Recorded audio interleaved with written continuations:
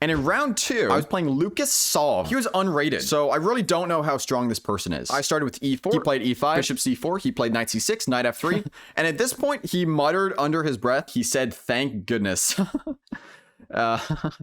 That told me that he was probably familiar with this position and not familiar with like other positions. I think he was relieved to get a position which he was familiar with. But when he said that, that's a good sign for me. So I played knight f3. He played bishop c5. So we have a Joico piano. I played c3. And here you have to play knight f6 to pressure this pawn. In this position, white basically has 3 options. They have b4, which is the bird attack, which is kind of a little bit dubious. You also need to know d4. And this goes into a line called the Greco gambit. It's basically equal for white. So I don't think this is the best line. Black can be completely equal if they play the best line. So I actually think the best move here is d3. And this goes into like main Gioco Pianissimo stuff, which I played in my round 1 game of the Washington Class Championships. But my opponent here started with d6. And this is actually already a mistake. There's no pressure on this e4 pawn now. So white can actually play d4 straight away, which is what I did. Takes. Here my opponent actually played another mistake, bishop b4 check. Because now the bishop is kind of loose here. It's only defended once by the knight, rather than if it comes to b6, now it's defended by the pawns. It's very, very solid. So here you should play bishop b6 as black. And if the bishop comes to b4, this knight can be kicked away in some lines, and the bishop is hanging. It could be vulnerable on this diagonal in some lines. So my opponent played bishop b4 check. I played knight c3. Here my opponent played, I think, another mistake, knight g e7. Once again, you're not pressuring the e4 pawn. I have no problems. I can basically do whatever I want here. What I decided to do is I'll make sure that black is never going to be able to castle. I almost have this move, right? Because if the knight moves, then I have this check and I win the bishop. But black can take here first, come here, and this is okay for white. I think white is probably objectively a tiny bit better here, but I think it's a little hard to play because this bishop is not very good behind these pawns. It's going to have hard to find prospects with this bishop later in the game. d5 here is not super good, but a better move is actually knight g5. Pressuring this f7, and here black cannot castle because of queen h4. You threaten checkmate and you're pressuring the f7 pawn. I mean, you have to play h6. I didn't know if knight takes or bishop takes was better here, but I knew without a doubt that this was good. And so I figured if this happened, then I could figure out whether knight takes or bishop takes was better when it happened on the board. Okay, so black can't castle here. They have to defend this somehow. So they played d5, which I think is the best defense. Pawn takes, knight takes, and you have to be careful about sacrificing straight away because there's queen e7. I'm pretty sure I made this blunder once. I had a very similar position to this. I don't think it was this exact position. And I made the mistake of taking here because I thought, you know, takes,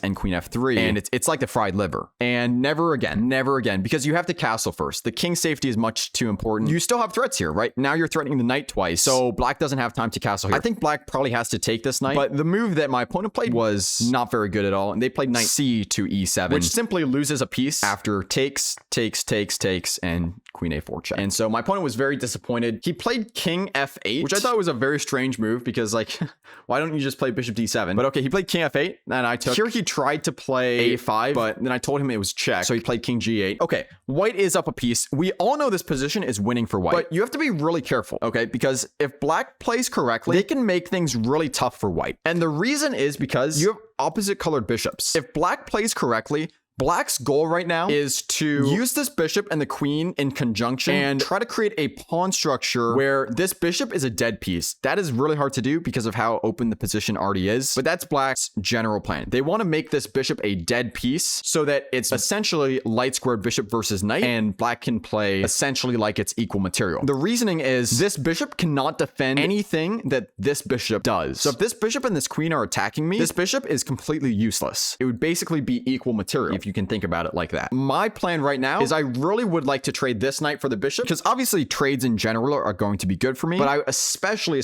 would like to trade this knight for this bishop. Okay, I start with bishop f4. I'm just continuing to get developed. He played h3, knight to f3, bishop g4, and I don't want him to double my pawns here, so I play knight to e5. He played bishop back to e6 since I was hitting his bishop, and I played rook a to c1. I said, okay, you take my pawn, I'll take your pawn, I'll start getting active with my rooks. He played c6. So he was trying to shut down this file, but I think he forgot that this disconnects his queen from the pawn. So I took his b7 pawn. Now I'm also hitting his rook. So he played king h7. I took his c pawn. He took my d pawn. I saved my bishop. And he took my b pawn. Queen e4 check. He could blunder this. He could blunder this. He has to play f4. If he doesn't play f4, this is a super easy conversion from here. Unfortunately, he did play f4. So it took a little bit more work. Queen to c6. And I was very cautious about playing this move because obviously I want to hit his bishop. I'm trying to pressure the 6th rank. But you really have to be careful about rook to c8 because it's a skewer on your queen to your rook. You can't take the rook because the bishop defends. so there's no sacking the queen for 2 rooks. And there's nowhere to move your queen that defends your rook. I saw queen c6, rook a c8. I could play knight d3. I'm counterattacking his queen. You know, I should be good to go there. And that's exactly what happened. Based on how he had previously played this game, I was not expecting him to play rook a to c8. I was surprised when he actually did. He played rook a to c8.